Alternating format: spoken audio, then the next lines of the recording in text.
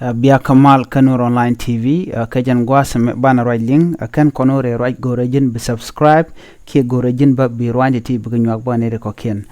ler ban ling kajan gua sem katungna ler mi bejamet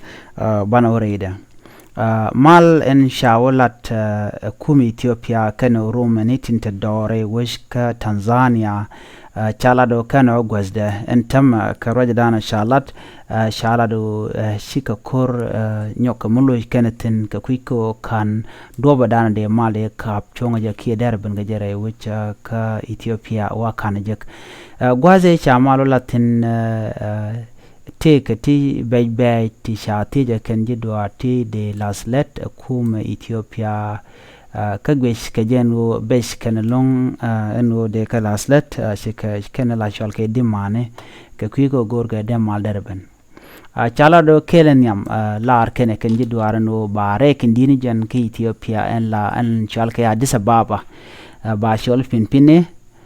ka ba which kelmete pin Oromia region ke ba de pin Oromia na me kelmete kan la rech diman kel ki manana gor kene de laslet ne de konde rai ki Ethiopia ki kum Ethiopia kene gone to ba pinpine ba je jaka jen ba rekel ka wi tin konti la wi Oromia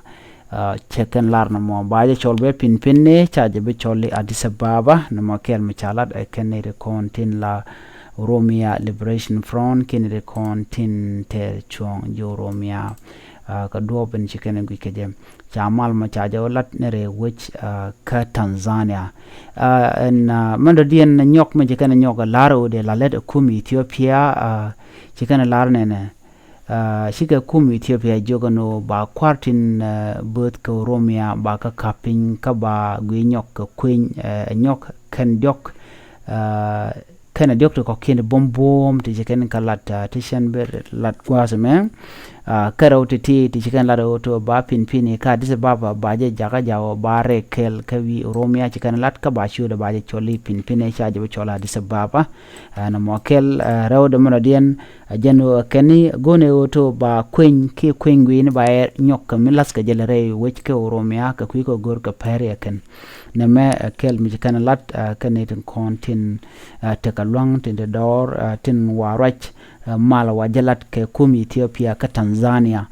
kan titi kalera de kon ka ngaj nyok rewish ka mar region ke jon gwasme ngode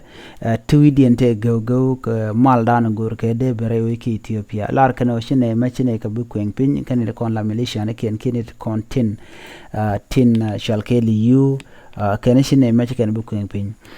shikaman shaling to te nasta mwanu kami bas yekien nega gwase pai kor jong dara ro pai oti shume nata mongor widen te ke go larje to la fano kene kumi Ethiopia wa nyenken kan gwase mo te na ta cha yekien cha bas po ke jen kui ko re chitu kone re wech kamara na me ajen ler danan chala da ken wangode kwa ka jogo de mal de jenok sirmen chala de mal de gode wiki Ethiopia Dr. Abiy Ahmed man goro de mal de lunjo ki Ethiopia goro je Ethiopia ke lidera mal ke de na de chonkel kamal chakula do to luktana den wo mal me che de gwasde ka do bana gwi kene je donga chatin gor ken ga chagaleslet kangai konatin kono gor kan ga tibe baje long to dong de dang no wach sheka do be shalat ke je to kan region and continent yet te pinke ten kui de ga te ga long ka de kan je ji Ethiopia ati de te ga decision ke de kan do de kan ala rai ngwanta matke no cha no ga tanat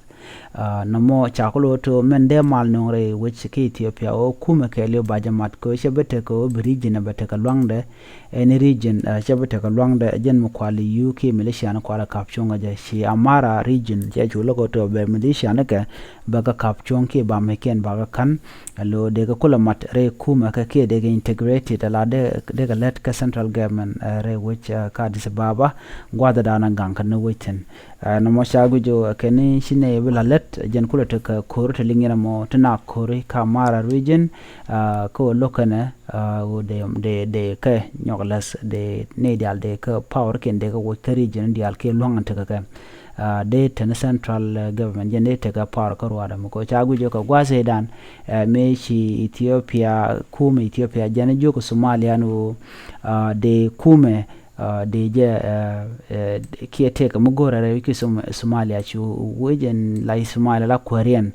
me cha kula yene chu je loko to de kume Ethiopia derore which ka Somalia and gwasamo cha chu gujo okay ram mi cha bom ko bom mo de je de ngude lelo ne chao ngwano ba longe cha kama ko chiga teke militia ne kendi jikan ga train ke jikan nge ka gwade da ne tup ko je ne o de ga teke ka kuma ke de na teke liu de magang which ke regional ke ne to kan ji Somalia ka gwase dan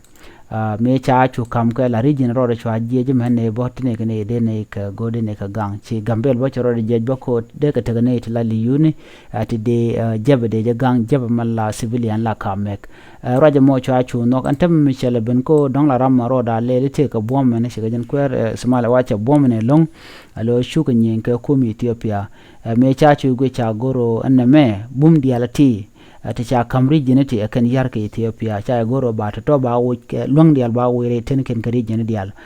shi gambela kan wire ko kien shi kan no go ba mal ba no no woje shi wire bom